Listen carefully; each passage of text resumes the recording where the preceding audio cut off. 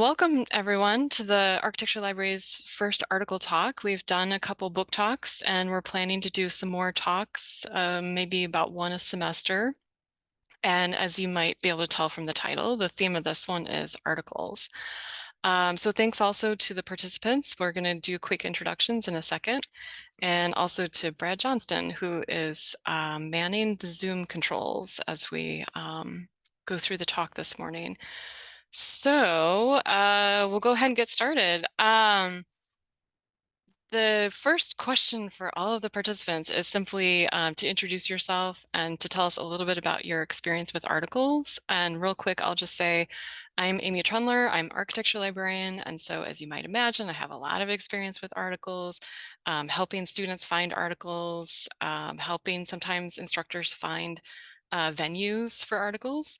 And then I do have some experience as an article author, so peer-reviewed article for a library publication, book reviews, and I was also a book review editor for a while, and again for a library publication. So that's me. So alphabetically, the first would be Zahida. Do you want to go ahead and introduce yourself? Thank you, Amy. So I'm Zahida Khan. I am an assistant professor of architecture at Ball State. Um, Before being in academia, I have been in practice, delivering projects, green building projects in different part of the world. That's where I started getting interest in human behavior and climate responsive design, which became a research topic for my doctoral thesis. And I um, I have published journal articles and conference proceedings in this area. I'm expanding my research in indoor and outdoor environments again. I do serve as a peer reviewer in few journals and also conference proceedings. I have had the opportunity of being an editor for a peer-reviewed journal. So that's kind of my experience in this area, and would love to share more in this talk. All right, thank you. And then again, alphabetically by last name, Jeremy, you'd be next. All right, so my name is Jeremy Merrill. I'm an assistant professor in the Department of Landscape Architecture here at Ball State University. And so journal articles for my PhD, a lot of article research that was being done in there. I've been a co-author on a number of articles. I'm working on becoming the principal author on more journals. I've also been the editor also of conference proceedings and peer review articles. But it's one of those interesting things that when I have a question about something, rather than going to pseudopsychology, I usually go to journal articles. And after reading about 5 journal articles about something, you have a much wider view and understanding of a topic than you ever will kind of just mucking around on Twitter. So good source of information. Yes, I agree. So next, again, alphabetically would be Dan, you're up. Hey everybody, Dan Overbey. I'm an assistant professor in the Department of Architecture, and my work focuses on high performance design and construction, zero net energy, zero net carbon, years of environmental design research in this regard. I'm actually at the largest international conference and expo on green building, Green Build in Philadelphia right now, and we're doing a workshop actually earlier in the week. So maybe when you get the workshop talk, I can plug back in, Amy. I was thinking back on my publishing journals, and I think the first one I had goes all the way back to 2004 when I was still a student. And so if we have a conversation about pathways and how you start to get into publishing and what it's like to try to start up that pathway. I might have some experience to offer there and share what I went through, but much like my peers, I'm sort of entering that phase career-wise where I'm being tapped for also being a peer reviewer, and that lends some interesting insights too. And yeah, happy to take the conversation wherever we want it to go. All right. And so our last round for introductions would be Jake. Hello, I'm Jake Son. I'm an assistant professor of interior design here at Ball State University. And yeah, so I also published many papers since coming to Ball State as well. And I'm currently still working on one paper under review and two more in progress. So yeah, I believe that my experience will be of great help to you today in this talk. And yeah. And as I have written various papers, I've also been requested by publishers to review others as well. So, and I have reviewed numerous journals as a journal reviewer too. So, yeah, I'm happy to join this talk. Yeah. Well, thank you. And I think, you know, you can all start to see. So I had a couple of goals with this talk, and one is just to show the variety, so the variety of experience. And I think we're starting to see that. And then the other is just like how research plays a role in different parts of the process. You know, sometimes there's a really significant research component, but research can be part of, you know, finding a venue, coming up with the idea in the first place. And that leads me to our next question, which is where do your ideas come from and how do they relate to your other work, whether that's teaching or if you're in practice, or your career focus? So like the articles that you've been part of, like how do they relate to everything else you're doing? And in this case, we're going to go alphabetical by first names. So Dan, that means you're up first. All right, I get to go up first. So I would say that where the ideas come from, it mimics life in a lot of ways. And what I mean by that is you pursue a vein of academic inquiry and research that is of interest to you. And much like life, you have an idea where you want to go, and then people and opportunities sort of weave in and weave out. And next thing you know, you're collaborating and seizing opportunities to contribute something to a collective. And next thing you know, it's been 4 years and you're far afield from where you originally thought. And so it matters to just have a constant recalibration. So I would say for everybody, if you're new to trying to publish articles and you do have a body of work, and if you don't, you're trying to start one up, think about with your experiences and your knowledge and maybe your respective expertise, where you may be able to contribute to a body of knowledge and offer something novel, add to the discourse. And I'm talking in the abstract because it is abstract. In fact, what you submit to get your articles published, let's call it an abstract. If you get the opportunity to do it, then you'll flesh it out with or without collaborators, depending on the opportunity. But I would say come up with maybe a 3-year plan and try to stick to that plan. Look for the opportunities. Collaborate with Amy and the team at the libraries to figure out what those proper outlets could be. That because there's an alignment issue that you need to work through as well, because you have to essentially make a proposal and whether or not that gets accepted based on a variety of factors. But I'd also say it's important to say, have that plan, but be ready to seize opportunities and pivot and kind of reassess where you're going. While I introduced myself as being in this realm of green building, I got a giant marquee over here that says green build, that encompasses a lot of things. And I never thought that maybe from the outset, I would find myself really finding this niche in codes and standards and what that means within a jurisdictional body and regulatory pathways and fiscal impact, and looking at what it would mean to change your codes in different regions. That gets very, very narrow, and that's where you start to go deeper. So at the risk of getting long-winded, I'll yield the floor to some of my colleagues here to add to that. No worries. So you didn't know from the outset that you were going to be writing about codes, like Yeah, for like in high most. school, I wasn't thinking to myself, I want to write about high performance design and construction standards. I got It's into every, architecture and sustainability, understanding the broader imperatives that are affecting the built environment and the role the built environment plays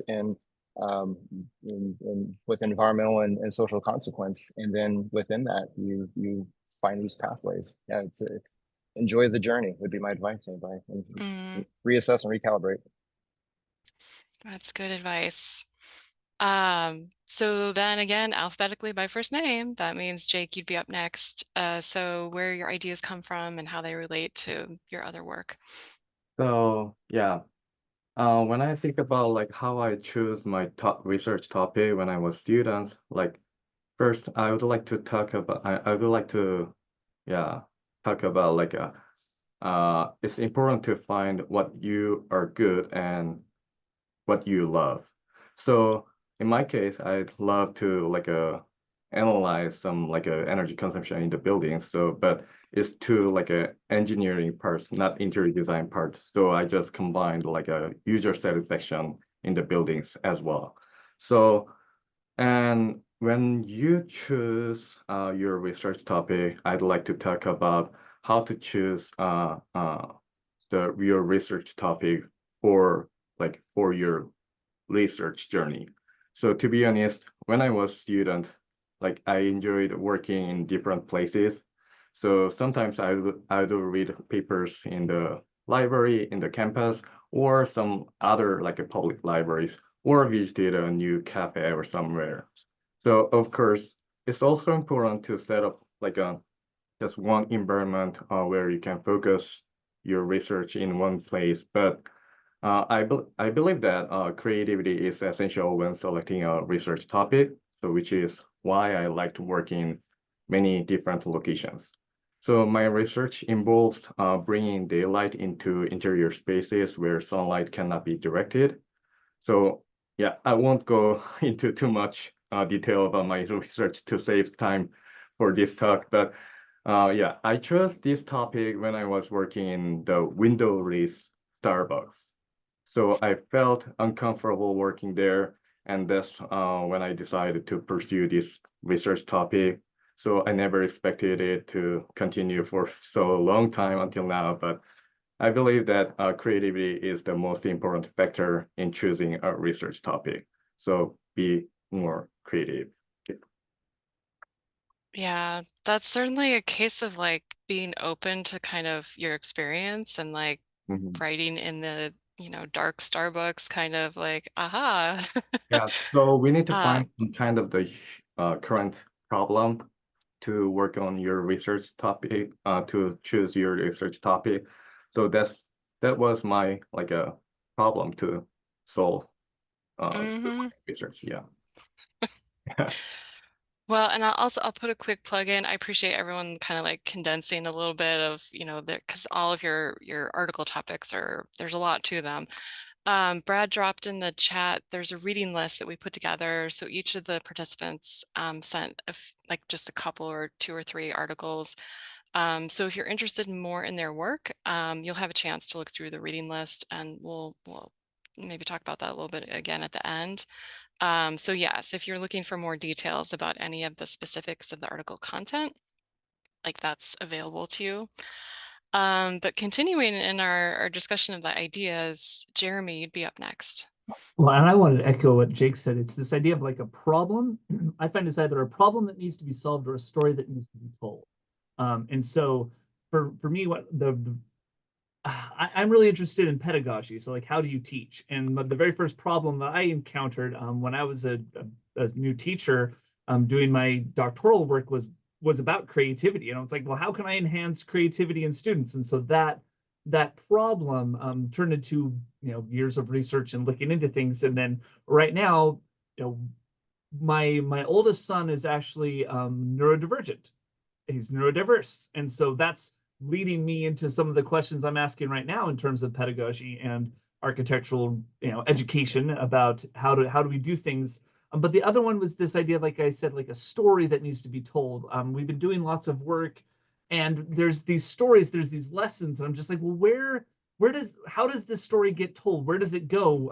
And that's something that's, like you said, like, how do you research venues? And that's part of this research, is just trying to find out, well, what different types of stories belong in different types of publications. And so there's going to be some that they want a kind of a flowery story about the experience, and that's what's important. And some of them is like, no, where is the data? I want charts, and that's all that needs to be done. And so that's part of trying to figure out where your niche is kind of like, well, what's the type of the story that you want to tell? What's the problem that you're trying to solve? So yeah, everything that Jake said and Dan. Yes, I can see some themes emerging here. So Zahida, do you want to tell us more about your ideas and how they relate to your other work? Um, um, yeah, for my particular research topic, I mentioned it came from the life experience, like being in the practice kind of helped me in channeling what really interests me. And a lot of things what Dan, Jeremy, and Jake, they mentioned about your own strength, you need to put that in that research topic and go forward. But actually, it's not. When I was doing it, I was really struggling, to be honest, as a student when I was in PhD. So first thing what I felt, and I would advise this to a lot of students, is find a mentor, find a right mentor, right? And they will, even if your topic is not very specific, even if they have done some work in that area, they will advise you um, the method by which you can conduct the research, and that's kind of more important. So what I did, I had an exception, like really good mentor in my PhD. The first thing he asked me is that, you go to the library, sit there and read and read and read and read. So I did that, and the approach that I took was, I looked at the database, the university database. Go there, put your keywords that you want, and do a literature review. Literature review is the most important aspect of your research, which will tell you what specific research question you need to look at. The more comprehensive your literature review is, the more specific your research question is going to be. Without a research literature review, you could do some you will be able to do your work, but I feel that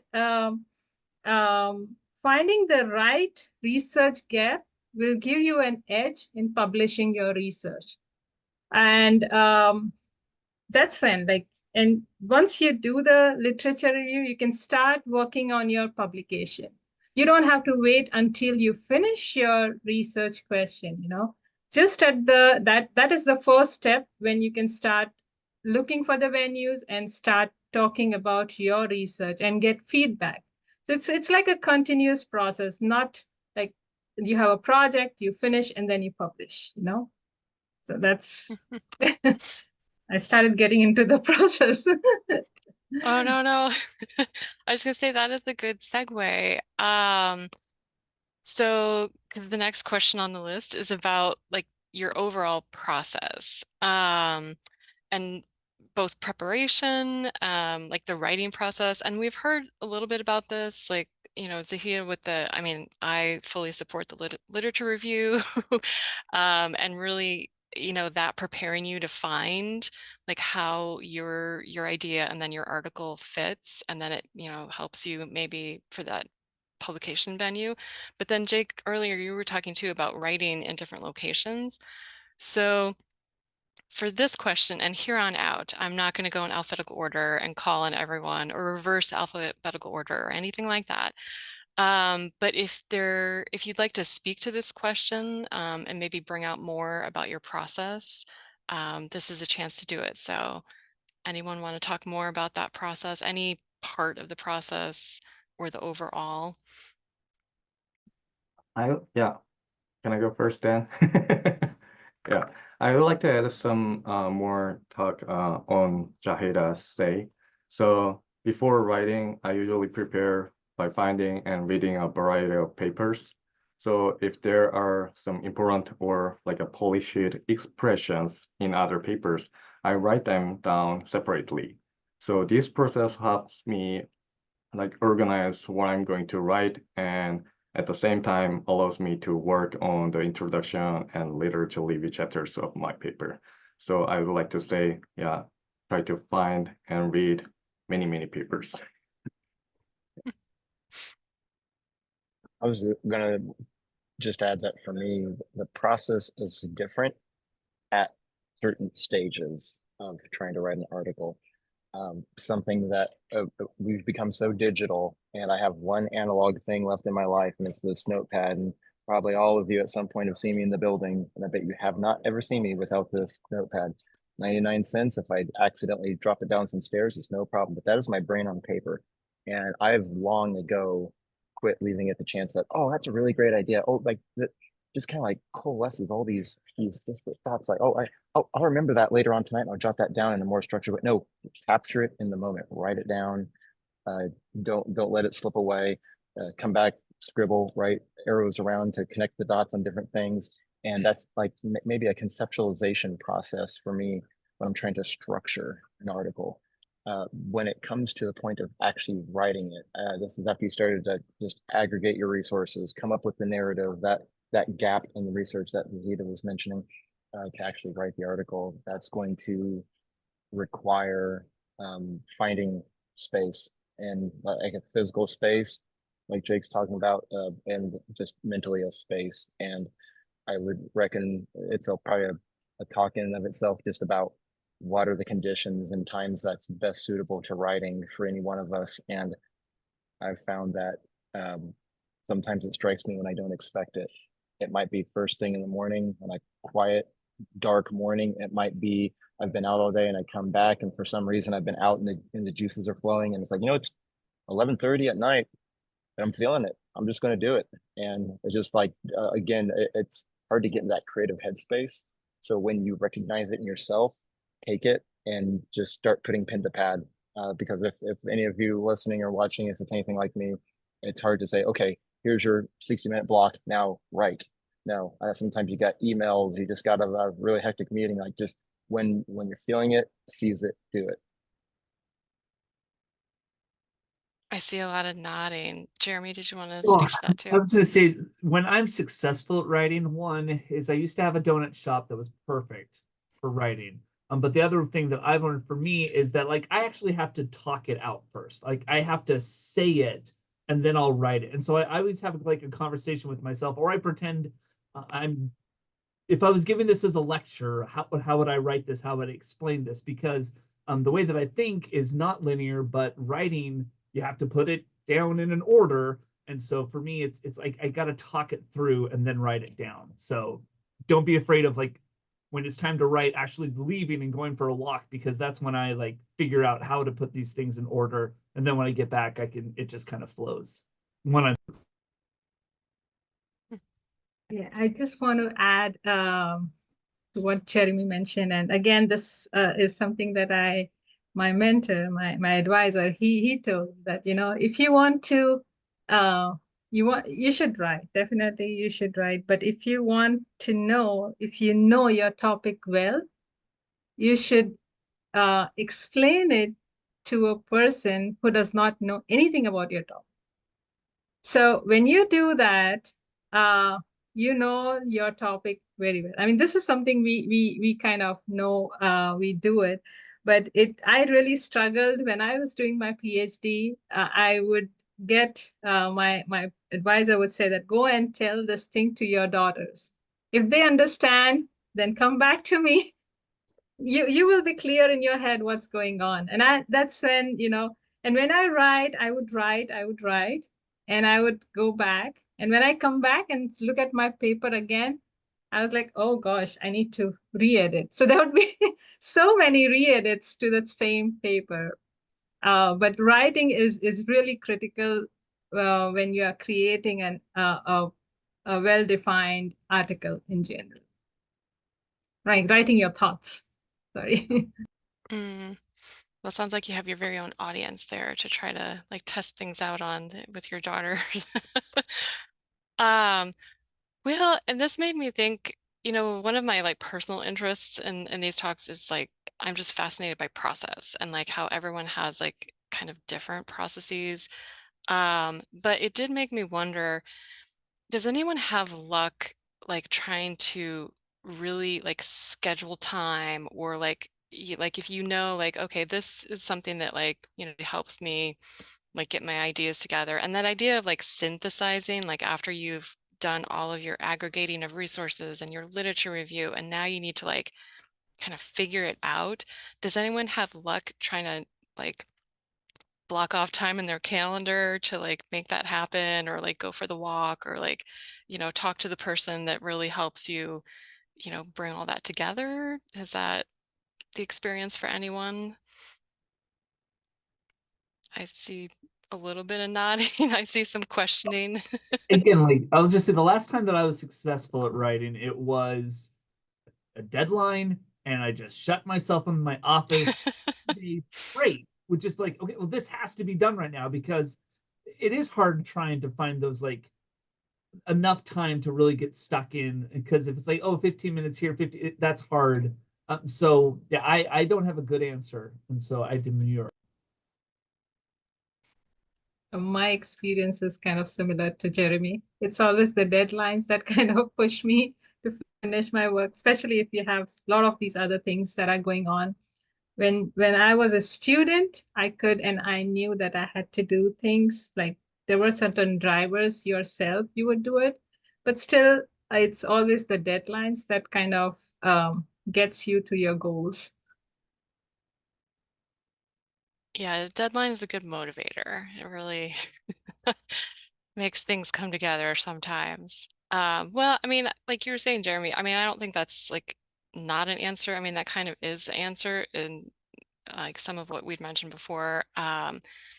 That you just have to be open to those moments. I think, Dan, you were talking about like when you like get writing and you're like, oh, this is it. Like I'm gonna kind of get this out right now instead of, I don't know. I'd be curious, like if we can find someone that's like, oh yeah, I just block off a couple hours, well in advance of the deadline, and I just really, make it happen. But Sometimes that even backfires on me. If I think to myself, okay, on Saturday at 10 o'clock, I've got like 4 hours before I have to do something later. I'm gonna do it. I almost put pressure on myself to now I have to get into it's typically for me like a form of creative writing. I mean, it might be very technical, but it's creative. You're trying to structure and synthesize thoughts, create a narrative, pull on resources, do it in a way that's just coherent and cohesive. And that's why I have found much more success just recognizing when those opportunities come up. And yeah, like Jeremy was saying, it's hard to block out that time. I found that the place when I am typically best suited to writing is just first thing in the morning before the world wakes up, before things really start ramping up and going, and you get distracted and pulled into different things. But again, it might strike me late at night, or I might just happen to have the middle of the day sometime, and I'm feeling inspired, and I'll do it. Because leading up to that point that you can actually do the writing, most of the work's already been done. You've already been doing the research. You've looked at other peer articles. You've pulled off other information resources. You've already scribbled in a notepad, at least with my process. You've got kind of the general arc. Maybe at this point I've moved to a Word file and I've got color-coded notes that I'm moving into different orders and trying to structure things. Like the actual writing is at the end. And it's, I think, in my opinion, it's a form of creative writing. It's a design exercise. And so you have to get into a design headspace to do it successfully. yeah, well, and what I like about all this is that there, you have to find what works for you, and then you have to like be open to what works for you. And so again, there's this variety of what works. Do you have something to add, Jeremy? I was going to say because I am I'm going to try out like this coming semester when I have a new schedule is say, all right, I need some time and I need a place to go and write. And because as Dan was saying, like the distractions, the emails. And so I'm gonna experiment with the all right, Tuesday, Thursday, here's my writing time, probably in the library. So I can't be found. But so I'll report back on how that goes next semester. Mm. To me, I mean, actually, I usually block some time to write my paper as well, but it cannot be like sometimes it cannot be working well, right? So in that case, if like, let's say if I'm so tired to write a paper, then, I mean, actually to write a paper, there are so many different things to work. So like, for example, you need to like create a figure, you need to create a table that can, and you also need to organize all the references. So these kind of things, you don't need to really focus on much. So like if you're so tired and if you don't get it much, then I can say that, yeah, you can create a figure, you can design some figure, diagram, and tables and reference, those kind of the minor things. Yeah, then you can just save some more time later on. Yeah, you can get something done anyway. Dan? And I was going to mention, Amy, that April wrote something in the chat here about, do you ask others for feedback or review of writing? And the short answer for that's yes. Find kind of your own like little kitchen cabinet of folks that that understand your body of work and that will invest that time and won't just say, "Oh, it looks great, Dan, keep going." Like they'll actually read it and actually give you some real feedback. But also trying to what Zahida was saying before about finding those gaps. How do you discover those gaps? You discover it by doing this, getting out, mingling with your peer groups in that realm, and you maybe join a panel, and you're just talking about. Sometimes I found, I'm thinking of a specific example, and actually one of the articles that I sent you, Amy, for distribution, that came from being at a conference. We're having conversations in the hall. We're like, has anyone figured out like X, Y, and Z issue? And oh, okay, let's go talk to some people who might have an answer. No, they haven't. Okay, let's get together and talk about it as a panel amongst our peers, and you start to formulate these thoughts, and then we started to get that feedback. It starts to harmonize around a short set of issues that keep coming up. We're like, okay, I think we got something here. And so the three of us came together and we collaborated and we wrote a peer-reviewed journal article, and it was about why the architecture and engineering profession doesn't use downscaled projected climate data, if you want to know this specific example. But we got together, and that was a paper that came, an article that came from discovering that gap, but it came from peer engagement, from going out and mingling like I'm doing right now. So I'd say for anyone watching or listening, you're trying to find those gaps that Zahida's talking about. It's going to be hard to, you can go into the library and do the deep dive and read, but another solution, another approach, and it's probably good to do all of this. Do the reading, read other articles and such, but also get out and interact with your peers, because sometimes it's through conversations and knocking on doors and having talks that you end up finding those gaps as well. Yeah. All good advice, which leads me to this kind of program note. So the question we'll end on is kind of like, what advice do you have for future or even seasoned article authors? And all of our participants have experience both as authors, but also editors or peer reviewers, or like other roles in the article universe. And so for our audience, if you have questions that you'd like to have tucked into the advice section, I mean, we've already gotten a lot of good advice, but we're definitely going to have like an advice finale as part of this. Like, feel free to start adding those to the chat now. And I see we've got one pending. But first, I wanted to spend just a couple minutes on that idea of finding your publication venue. And there was some reference to that so far, but if there's anything that you want to like highlight as part of that, like, when it comes time, and when is that? Like, is it, maybe early in the process? It's not necessarily that you've gotten all the way to the end and you're like, I wonder where where I could get this published. I mean, does it always happen like fairly early for you where you're writing the abstract first? I think Zahida, you have something to say to Yeah. this. Go ahead. Yeah, I think this is kind of adding to what Dan mentioned earlier, if you have And that also ties to April's question on, would you want to get it reviewed? So the way I look at research is when you have a topic, you go to the library, you do your fair of understanding of the research topic. Then what I do is once I have a good idea of what the research gaps could be, I start framing an article, and this will be a conference proceeding or conference article. You go there with your, it's always limited, right? Because the scale of or the number of words that you present in conference is smaller, right, as against a journal article.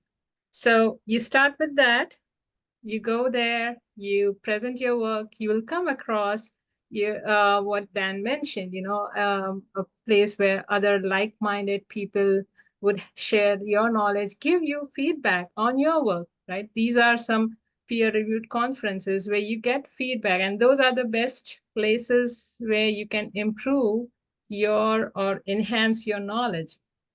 Once you have that, then you start either collaborating as a team towards a more in-depth basic research, or applied research, whatever works well for you, and then you apply for the journal publication. So there's no, I would suggest, or I would advise everyone to right away, as soon as you start looking at the research gap itself, don't wait until the project ends. Start talking, start disseminating your research ideas to other people. And you never know what's there on the other side of other side of the table, right? So just get into that. It's like sketches, like in the design process, you do your sketches, right? So these are like sketches. And then you have a final product, like which are construction documents or whatever that is. It becomes like a journal publication or a book, It could lead to a complex level of publication. So, yeah. And as far as venues are concerned, it also, I just want to add this one thing. When you are doing your literature review, you would realize that your particular topic is found in a particular journal.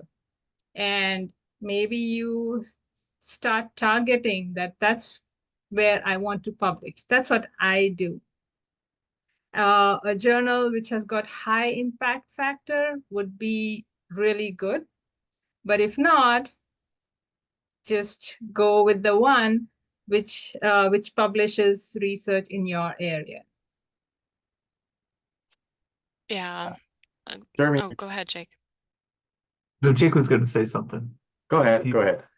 Okay, the only thing I was going to say is, along with what Zahida said, is find the articles that you enjoy reading. Go look at those journals. Once I submitted an article to a journal and I thought it was perfect, and their comment back to me was like, "You didn't cite anything in your journal from this journal," and I was like, "Oh." So they sometimes they ask that question, it's like, well, why does your article fit with our journal, because nothing was cited from that? And so I went back and revised it. But yeah, so. And Jake. Yeah, to me, I mainly use some website to search some journals. So I will share one, like a link to search some journals. So you can use this website. So by searching with the keywords related to your research topic, you can find some like many various publications. However, not every publication is suitable for your article, even though it matches to your topic. So it's best to go each publication's website, check their topics, themes, and vision. And if they align with your article topic, then you can consider submitting it there. So sometimes once after submitting your article, editor might deny your article, but don't be regretted. So you can just submit your article to another, like a publication. Don't worry about it. And while searching on publishers, like you may come across like a publication labeled as open access. So can I talk about the open access at this point? Yes, that was the other part of this question, Uh, and you're right, I forgot to mention it. So yes, yeah, please talk about open access. yeah. So yeah, traditionally, publications, like as far as I know, yeah, publications sold their license so that readers could access papers. So if you if you don't have any like a license for a specific publication, you could not read their articles, much like a subscription these days. But today, the concept of open access has been introduced and allowing all readers to access papers freely, with authors paying instead. It's opposite. So although well-funded publications still offer free submission and publishing support, most open access publications require authors to pay. So when you find that kind of the publication, then you can go to university website, the SPA website. The university provides funding to publish your paper. So check out the SPA internal grant for publishing your article. Yes, and I'll add another program note. So in the reading list, there's a mix of access options for the articles that our participants have contributed to that. And so some of them are ones that we're getting through library subscriptions. Some of them are open access, and I'm going to go back and add notes about which ones are open access, because you can't tell from the links, like you're clicking in and as a student or faculty member, staff on campus. But some are open access, so I'll note those. There are a couple on our list that you'd have to request through interlibrary loan because they're not open access and they're not ones that we have access to through the subscriptions through the university libraries. So we intentionally included those, and I think Jake, you started that, and then at least one of our other authors is same situation. Because that's how it works for articles. Sometimes you have access, sometimes you don't. And like one of the models of open access that seems to be popular now is that it's up to the authors to pay in order to make their article open access. But luckily there is some institutional support to make that happen. So I promised that we'd have our advice grand finale. So this is it. So if anyone wants to add a question to the chat, otherwise, like I said before, y'all have experience, with different aspects of the article universe. And our question too is what else can be a motivator besides deadlines, which we all agree motivate everyone, but what else can motivate you to write articles? Inspiration. Just, I mean, you invest yourself in a line of research because you care about the topic, you have a passion for it. We all become, nerds in our respective lane, and it kind of gets back to, I think I talked about earlier about when the inspiration strikes you, don't wait for I still got 3 weeks left until the deadline. No, like seize that moment when the conditions are right and you're feeling inspired. And go to conference. If you see other works, then probably you can get some motivations. Other advice for maybe new authors? I mean, we've had a lot of advice throughout the whole session, but other things you want to be sure to mention? Well, I wanted to say that, yeah, and Zahida said this before, like find a mentor, find somebody that is helpful to writing with you. Another one of the questions I saw in the chat was like, do you show your work to others for feedback? Yes, absolutely, but you kind of have to find the right person. Because I found I need somebody who is a dramatic, like, executioner, because I leave Thomas off all the time. And so that's what I need. And I've had other co-authors who, like, they would steer the article in a completely different direction. And so you're just gonna have to learn how to do that. My other piece of advice, and I need to learn this too, is get to 80% and then give it out to somebody else.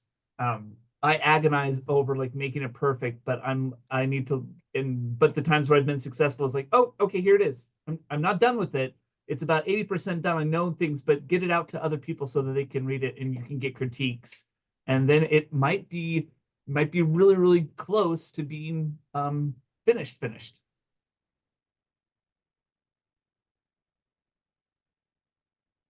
other things? I see we have a couple more questions in the chat.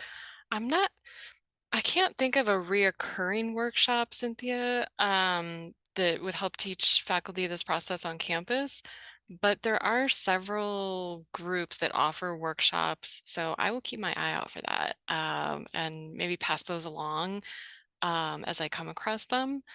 But I can't think of one off. I don't know if anyone else can think of one. Cynthia, Um, call me. She's my colleague. oh yeah, yeah. Well, you can just go down the hall and Yeah. what about integrating your teaching with your research? Like, that kind of crossover. I can take that question. So I teach environmental systems, so which works very well with the kind of research topic that I'm interested in. Currently, I'm I I have a grant, which is a teaching grant on post-occupancy evaluation of the architecture building, right? So we're looking at occupant behaviors and um, um, building performance, right? So this is going to be something that I'm doing as my research. I'm also at the same time I'm engaging students to learn. Like students are also learning how is this topic important in understanding these different systems, right? But they're also learning how do you go about doing a research, right? So I think having this kind of um,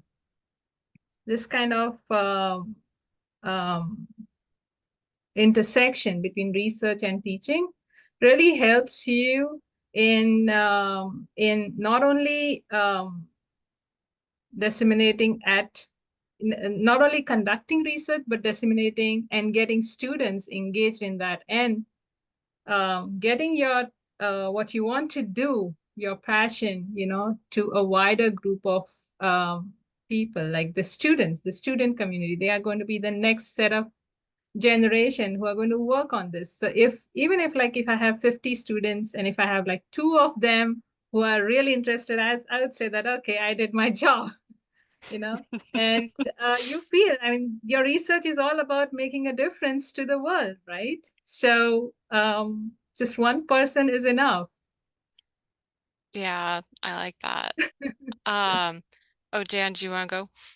I was just going to add to that because, like Zahida, what I teach is related to my research, and I agree with everything about how. I mean, what are we trying to do here? We're trying to cultivate the next cycle of emerging leaders that are going to help advance the discourse and make the world a better place in the respective lines of work that we do.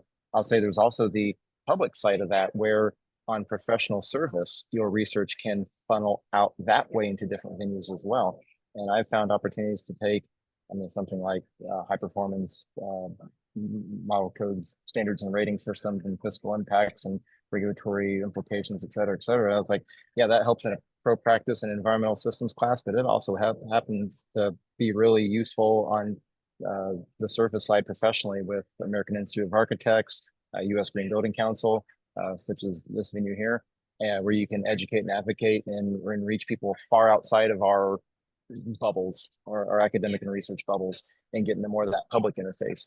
So I'd say, yeah, through the research, teaching, but also surface, because getting the word out to the broader public is also important for the same foundational reasons that Steve is talking about on the teaching side. All right. Well, that's been our session. Well, oh, go ahead. Go ahead.